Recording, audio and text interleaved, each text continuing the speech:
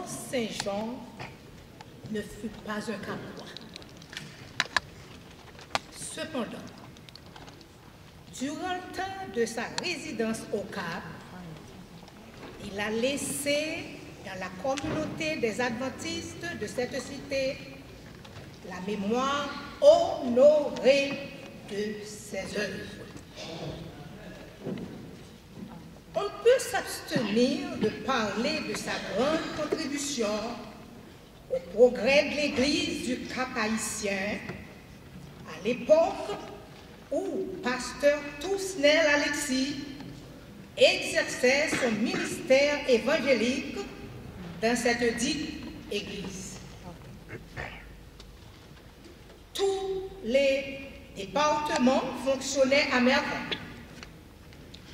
Toutefois, à la section musicale, il y avait une pénurie de musiciens.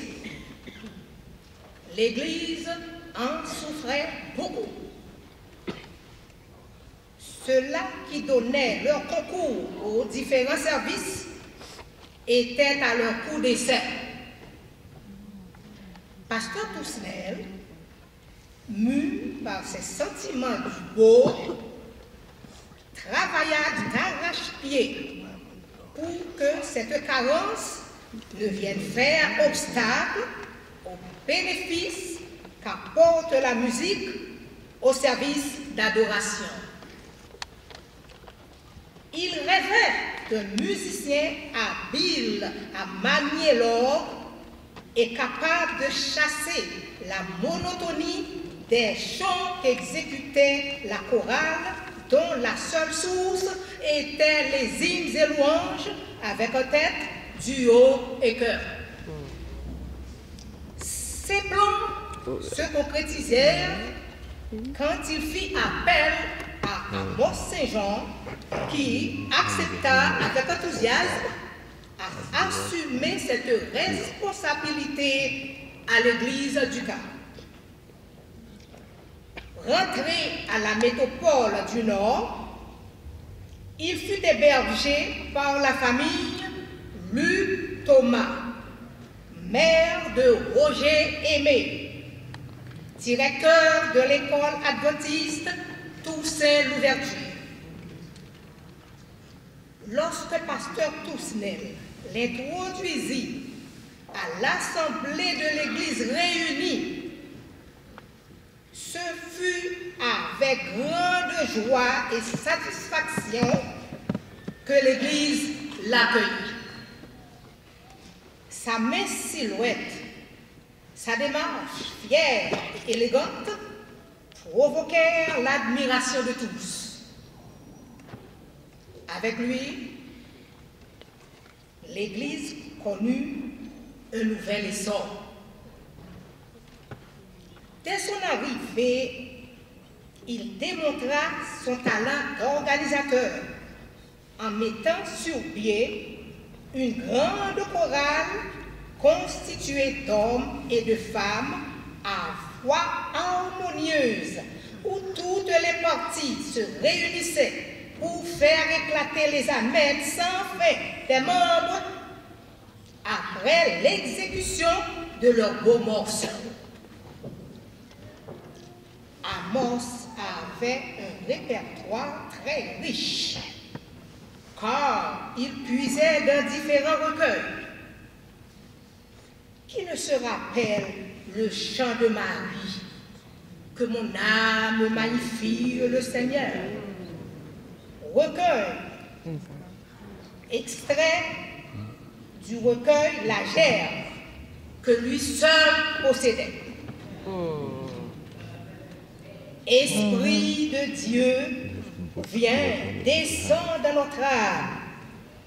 Encore extrait de La Gerbe. Réveille-toi, voici le jour. Tiré du recueil, Écho du Léman. Et le triomphe de Bruce Pierre Jérôme. Veillons et soyons prêts, persévérons jusqu'à la fin. Adieu les tracas, voici l'époux. Ce chant faisait courir tout le Nord. Pour les croisades évangéliques, il puisait dans le recueil Écho du ciel. Oh, mes amis, c'était merveilleux. Saluons au passage ces solistes.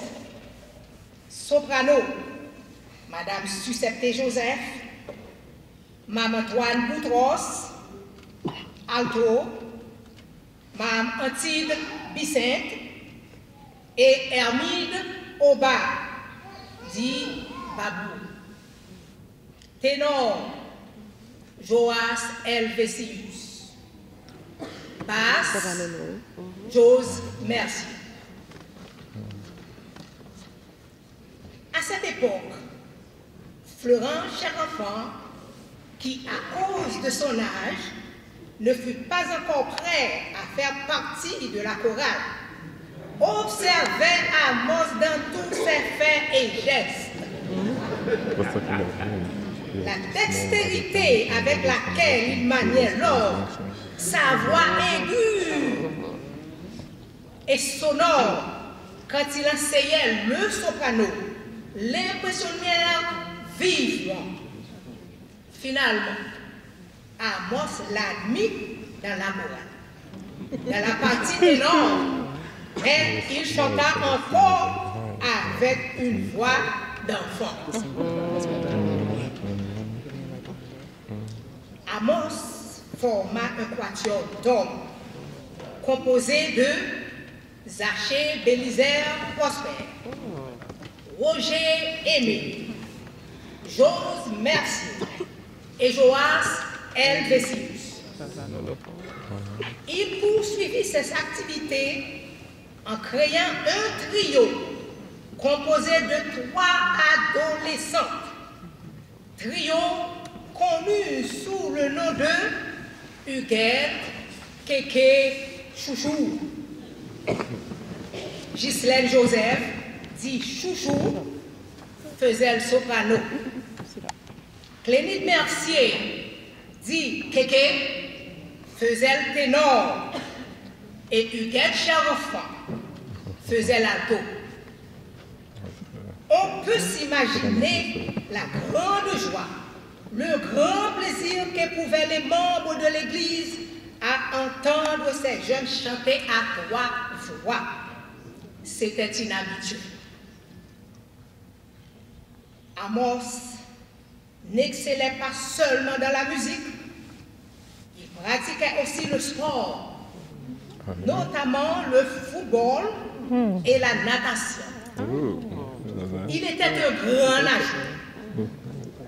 Dans l'une des fréquentes sorties à la montagne ou en mer, on raconte qu'il sauva la vie à Margot Guillaume, sa première épouse, qui se noyait lors d'une sortie d'agrément à la mer.